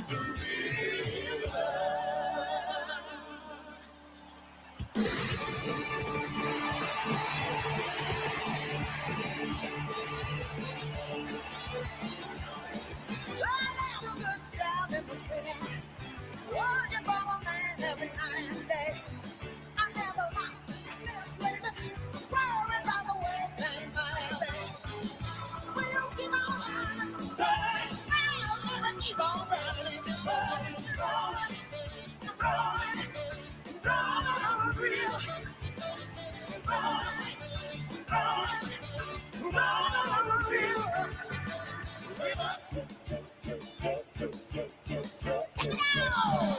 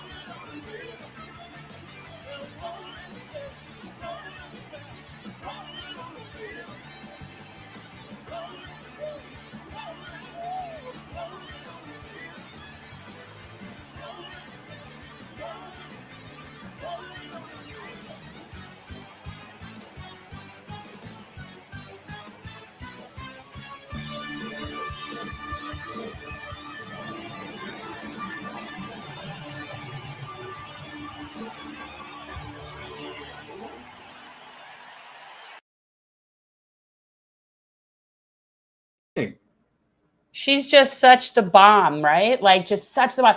And for anybody who came on, like while that was playing, the reason I love that performance so much. Well, first of all, if you haven't ever seen one of her older performances where she does Proud Mary when it's with Ike, even though it's kind of bittersweet to watch those just given him, but just to see her at that age is phenomenal. But what's so amazing about that Wembley Stadium concert in 2000, she was 60 years old.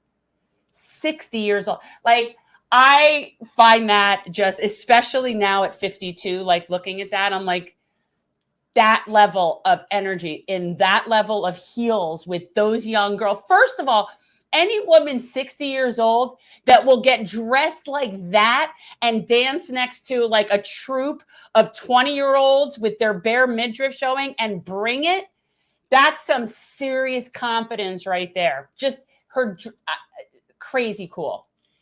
She is a legend. Oh. She deserves all of the kudos that she's given. Mo would say rise in power. Yes. The only thing that is sad, unfortunately, it was confirmed that she actually was sick for quite some time. Yeah, always, I did. I you never want to hear that. No. And, you know, but she leaves quite the legacy. She was an amazing. I love that song, Proud Mary. And of course, I know it from a different reason. Well, you know, it's not her song. No. You know, it's a CCR song.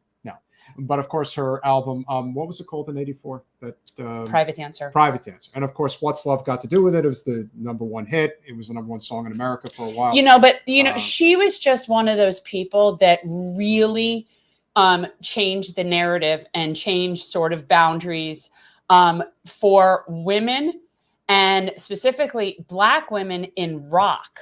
Yeah. And it was real. She really crossed over when she came out with that album. And, you know, I don't really learn about that. And I think I got that from the movie. That's one of the things I kind of picked up from the movie, just that transition for her to be not just a woman, but a Black woman in that genre and be able to be so successful. And by the way, there are only a handful of people that could fill up Wembley Stadium. Like that's not a common thing to be able to do. It's quite a big deal. So, and to be able to do it at that age and just rock it like that, I can't wear heels like that now. I definitely agree with everything that you guys are saying. Carrie, of course, Simply the Best. Simply the Best. That's my favorite song of hers. Her on Oprah also, for anybody, if you ever can watch a clip of when she performed came on the Oprah Winfrey show, and they did it. She played "Simply the Best" was one of the songs she did, and it was a great one. And of course, and Wilson, for me, "Simply the Best" is just one of those songs that, like, when you win the championship, you're simply the best. Well, yeah, you are the best. Yeah. So, but she was very, very special. She was very, very special. She had some pretty solid nights, I'll give you that. At 60, no less. Yeah, crazy. Made 60 the new 40. Oh, she really did. She really did, and just broke a lot of barriers. I mean, look, first of all, she rocked out with Mick Jagger. You see what Sam had to say. Yeah. Sam got himself thrown out of the DeSantis thing tonight. He tried to sneak in with like a group of drag queens. He called me. He called me. Oh, that's great, man. I'm sorry. He got thrown out. He had to leave us alone to Satan. Leave us alone to Satan. Oh, my goodness. All right. If you like, but I do like that we have a friend that tried to get into a DeSantis conversation with drag queen in tow. If you do like our small but mighty channel, please go to patreon.com/generational change. For as little as $5 a month, you could become an amazing supporter of our channel, and you get the Lulu sticker as an intro. But as I pointed out on Status Coup earlier this evening, if you are so inclined to become a $10 this one is patron, so wrinkled, it's so sad. You'll get a not a wrinkle. This is an exclusive since the No Labels Party is making a very hard push to get Manchin parliamentarian. Yes, I'm calling it now. If we were already right on Manchin, we're right on parliamentarian too. But the problem is they're going to have, I believe legally she'll have to use her real name. Maybe so, but we're just going to. I don't think we can go with This is a vintage included, so for a $10 a month patron, much like Status Coup, under the United Corporations of America flag. Oh my God, how funny will it be if he actually is a candidate? I think it's possible. I think he's thinking about it. All right, but it definitely won't be with the parliamentarian. And if you are so inclined, for a very generous contributor of $25 a month, you get the Gen Change jersey. And guys, there's not that many of them. Silky smooth. You know you want to get one. Please sign up. We are getting a new box of these. But if you are so inclined, you can go to Cash App. $Gen Change if you don't want to be on the grid. Just want to make a one-time contribution because you really like our channel. Better be good to me. Why can't you be good to me? Yeah, that was a good song too. Yes. She was just the bomb, man. We are not going to really get into Ron DeSantis's announcement tonight. No. But I think the whole context of how he did it and the fact that so ridiculous. And the fact that it failed to launch, the fact that it had I didn't even know such a glitch that they couldn't even get it started is sort of emblematic of what this campaign is. Yeah, it's going badly. It's going very badly. But as I suggested again on Status Coup, and I will suggest here, Ron DeSantis, regardless of what Jordan is convinced that Trump is somehow going to get taken down legally. That's what he thinks is going to happen. I don't think so. Well, no, he might in some ways, but not in a way that's going to preclude him from running. Yes, I agree with that. Remember, Eugene Debs ran for president from prison. Yeah, I do think Trump definitely, there very well could be certain legal ramifications, but nothing that's going to keep him from running for office. Definitely agree with that. I definitely think that the one and only path that DeSantis has is, regardless of whether his intention is to change up his rhetoric in any capacity as we go forward, he is running this Christian right campaign because he's banking on the idea that he's going to win Iowa and use that as a momentum springboard to actually win the nomination. But can we just for a second, who that has won Iowa has gone on to win? That's a great point. I'm asking. I don't know because wasn't it like Mike Huckabee? Wasn't it like the last Ted Cruz? Wasn't it like the people that win Iowa? I think traditionally in their party don't win. The only time that I could think of in recent history that somebody who actually won the Iowa caucus and went on to win the presidency is Barack Obama. I'm asking on the Republican side.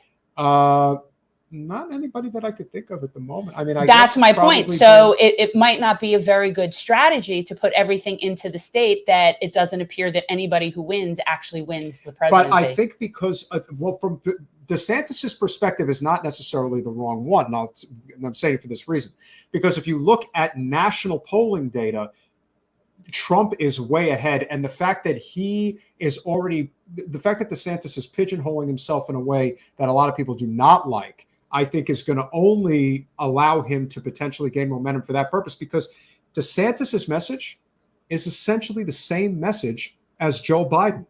I'm the only one who can beat Donald Trump. Yeah. Well, Ron DeSantis's message is, I'm the only one who can beat Joe Biden. If you think that that will not work, especially with the older voter, it will work. The problem is now he's going too far to the right. That's true. Now, how much will it work is the question. And I think Ron DeSantis, we would agree, has absolutely jumped the shark. Yeah. No two ways. Yeah. You know what? The 6-week abortion signing for me that's the symbol of that he went too far in a way that is just not winnable. And it's right now, when I look at where he put himself, he's somewhere in the Mike Pence realm. And if you're going to be over there, you're not going to get any more. That's a very small niche of people.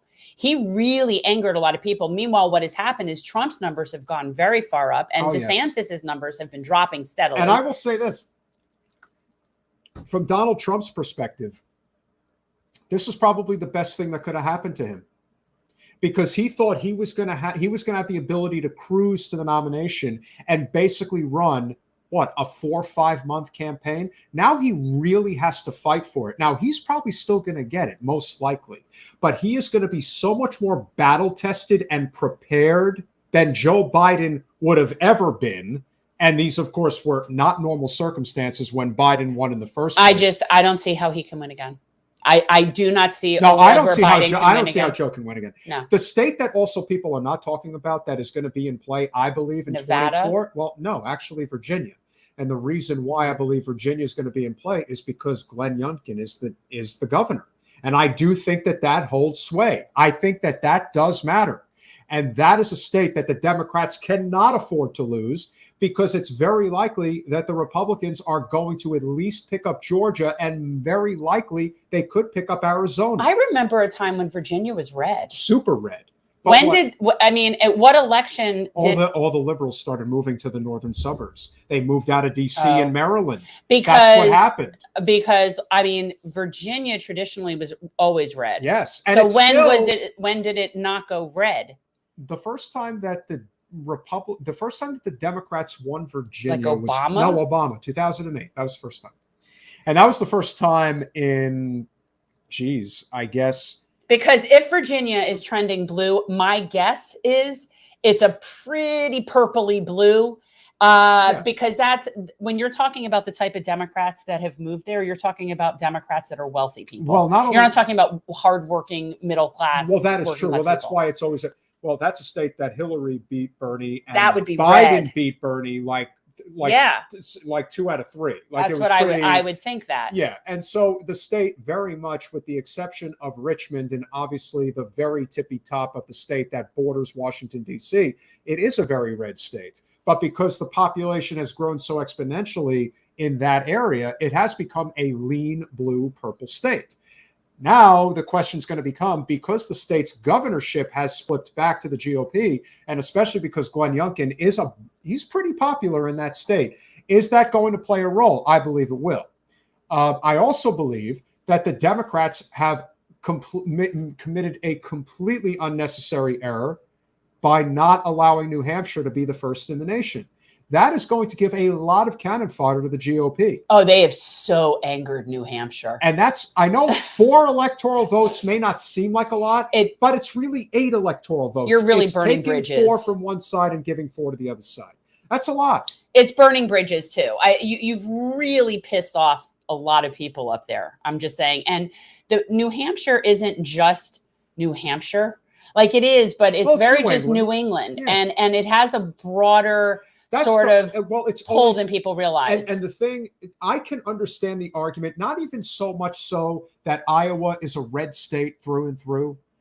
The Iowa caucus, and granted, I believe that the reason why it has been that way is because the Democratic Party in Iowa is just completely corrupt, and that they were bought off to cater to whoever would be the placeholder, whether it was Hillary or obviously the pawn, little Mayo Pete, in order to screw Bernie Sanders. New Hampshire, for all intents and purposes, is one of the, if not the best run primary state in the nation. To take that away from them, and they have been the first in the nation primary for 70 years. Well, their constitution dictates when they have to go. Correct. So they're going when they have to go. They're not going to get bogged down with this. And if you haven't, Nina did a really good clip. Thank you, Big Dub Animal. You finally found your way here. Love it. He contributed to our good friends at Status Quo as well. Nice. Great to see you. So Nina did put out a really good clip.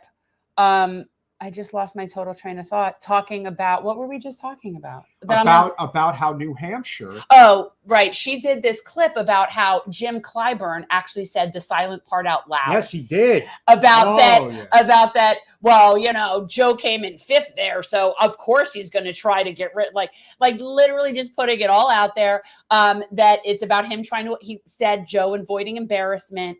He said it all out loud as if that's just so okay, so that's essentially the president saying, oh, I won't do well there, so we're going to take them out of the mix. Oh, no conflict of interest there. There's nothing to see real. Here. No, it's definitely. It's like, I can't win there, so I'm not going to go play there.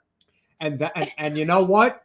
And if you think that they're not going to play ads like that in the general election, basically saying the Democrats don't give a damn about New Hampshire, and the truth is, New Hampshire Democrats give a damn about New Hampshire. Oh. Federal Democrats don't give a damn about it. And that's a problem.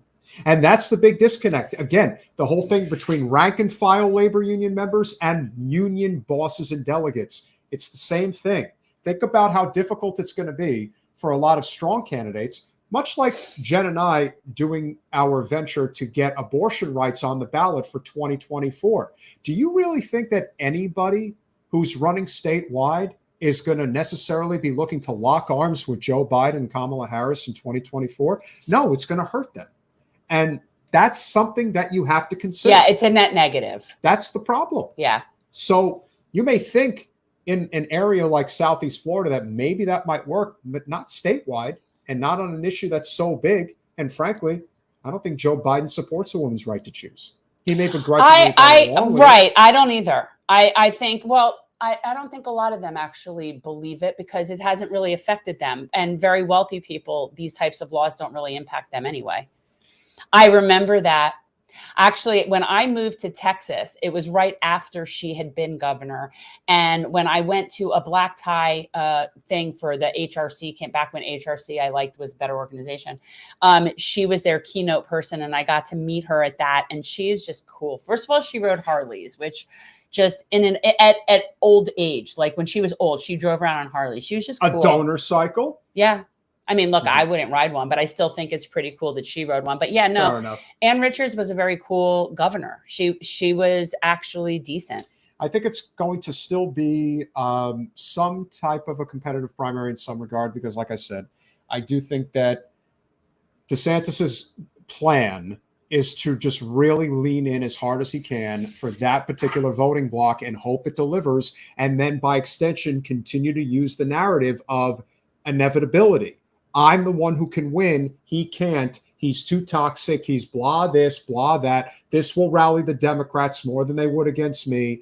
It's not a bad argument. No, it wasn't a bad argument until he leveled the playing field by going so far to the right that now he isn't seen as any safer. And I think Trump has a lot of advantages at his disposal. I also think that Tim Scott, the senator from South Carolina, he's going to have a very interesting run of it. Not that he's going to be any type of a threat, but I do believe that Tim Scott is without question running to be the VP.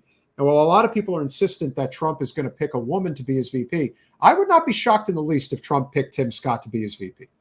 That would not surprise me. And I think that would be a very powerful ticket, to be honest. So we'll see if that ultimately is what comes to pass. Ron DeSantis, the more you hear about, I don't know that you'd be. I'd be interested to see if he could ever. I'd be curious what woman would be a running mate with him. With DeSantis? No, with Trump. Oh, Carrie Lake. The wild card that a lot of people have been talking about, which on the Patrick Bet David podcast, which I'm trying to get Jen on, hopefully we will make it work. He had on Tulsi Gabbard, and she is not opposed to the idea of potentially being a vice presidential candidate. That would be very interesting because I do think that she holds a lot of sway with independent and right-leaning voters that could potentially make a difference. Vice presidential candidate to whom? For Trump? Or DeSantis, either one. Oh, how far Tulsi has gone, right? That's where she's at. Yeah. Sam could not have said it better. He was a very modest governor with some good marks on his record. Yes, actually. Up until he figured out that he was going to use the COVID disaster as a launching pad for his presidential run. And the second somebody, listen, it's one thing to run for president. It's another thing to run for president when you think you're actually going to pull it off. And the things that you're willing to do, the sacrifices you're willing to make, like the way that they just opened up the floodgates, the way that DeSantis has been doing pay to play nonstop over the last 2 years is incredible. It really is. And it isn't just the culture war stuff. It's everything. He really has jumped the shark. Oh. In the worst possible way. But in a way it's good because it really does bring to so did we, especially when it came to Everglades restoration. Yeah. He was a good governor on the environment. But there is a difference between being the governor of a state that you basically are the governor of and are going to use it eventually as a springboard to run for the U.S. Senate, which obviously would have been his next move. And yes, I do think that at the end of his term, he would have in 2030 run against Rick Scott, even if he was intending to run again for re-election. He would have been in a primary against Rick Scott, and those two cannot stand each other. So that's like, that's like bad and worse. But at that time, I wouldn't have thought so. But because of the supposed opening that had come before him, his attitude was, oh, I'm going for it. I have the opportunity to be the leader of the free world. And now, he went too far for me. I mean, you start really messing with my bodily autonomy and I start to want to, kill people. So Karina, we're working on it. We haven't, we've made a little progress. We're hopeful that it will grow. I happen to have a pretty good connection directly to PBD.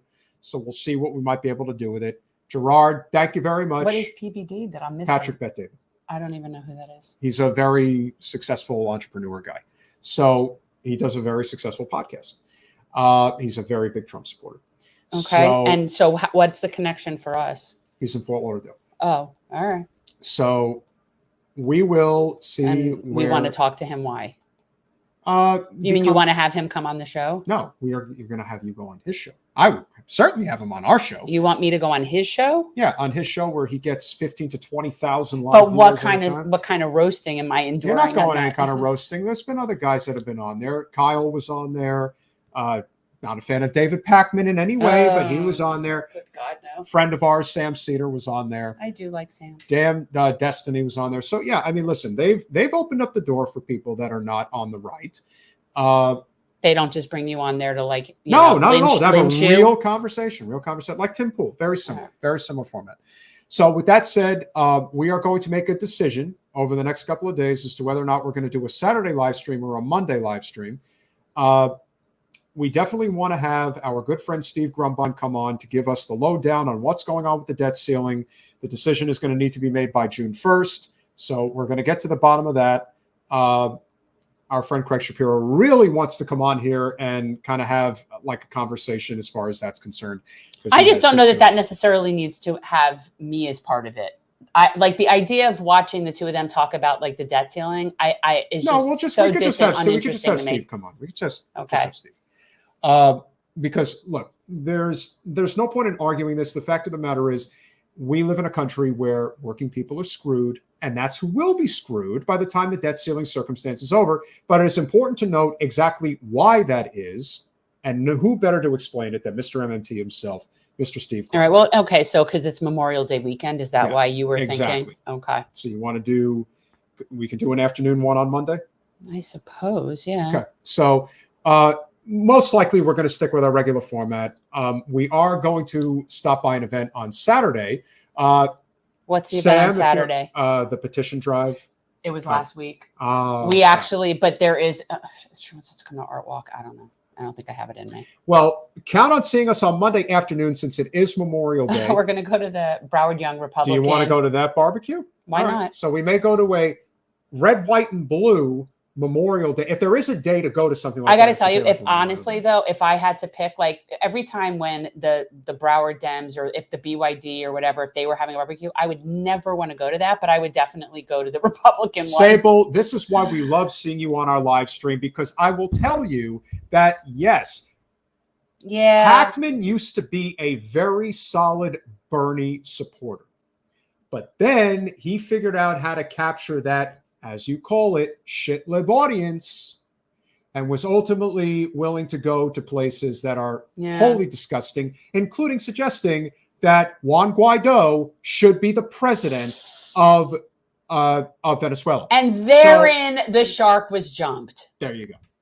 1000%. Right there. That was it. That was the moment. Hunter, we are going to do that, and believe it or not, absolutely, you would be surprised how many of them will actually sign the petition. That's why I want to go. Yeah, absolutely. These are the young people. This is not what. See, by the way, if you follow them and/or the BYD on social media in any capacity, and you were to ask, and I were to ask you who looks more fun to hang out with, I got to tell you.